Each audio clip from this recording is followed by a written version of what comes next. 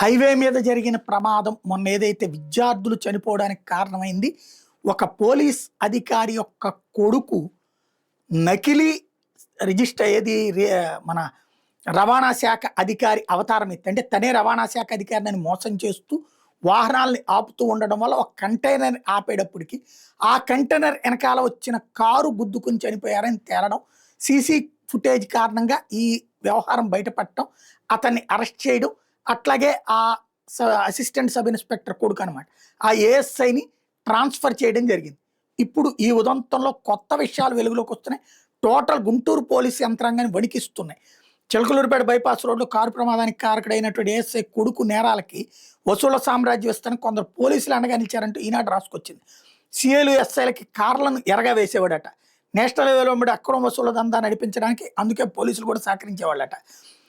వీళ్ళకి విశ్వసనీయ సమాచారం ఈనాడు వాళ్ళకి. చిలకలూరుపేట ఎస్ఐ రహమతుల్లా ఏఎస్ఐ వెంకటనాయుడు ముఠాతో సంబంధం ఉందని పోలీసులు విచారణ తేలిందట. నిందితుల కాల్ డేటాను పరిశీలిస్తే వెంకటనాయుడుతో పాటు ముఠాలోని మరో ఇద్దరితో ఎస్ఐ రహమతుల్లా మాట్లాడాడట.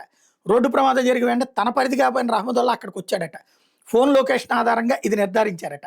వెంకటనాయుడు ముఠా సభ్యులు ప్రధాన నేర ప్రవృత్తి ఏంటంటే ఖరీదైన కార్లను మాయం చేయడం అట, తక్కువ ధరకే అమ్మడమట. పల్నాడు పోలీసులకి ఎట్లాంటి కార్లను అమ్మారట. ఇది ఇప్పుడు అంగీకరించారట నిందితులు. గురజాల సబ్ డివిజనల్ పరిధిలోని ఓ సిఐకి 2, ఎస్పీ కార్యాలయంలో పనిచేసే ఓ సిఐకి 1, చిలకలూరుపేట ఎస్ఐ రహమతుల్లాకి 2 కార్లు తక్కువ ధరకు అమ్మినట్టు తేలిందట.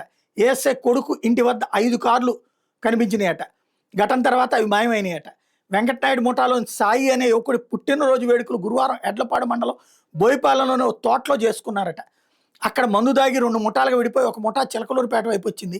అప్పుడే ట్రాక్టర్ల మీద వెళ్తున్న లారీ వీళ్ళ కంటపడింది. ట్రాక్టర్లతో వెళ్తున్న లారీ.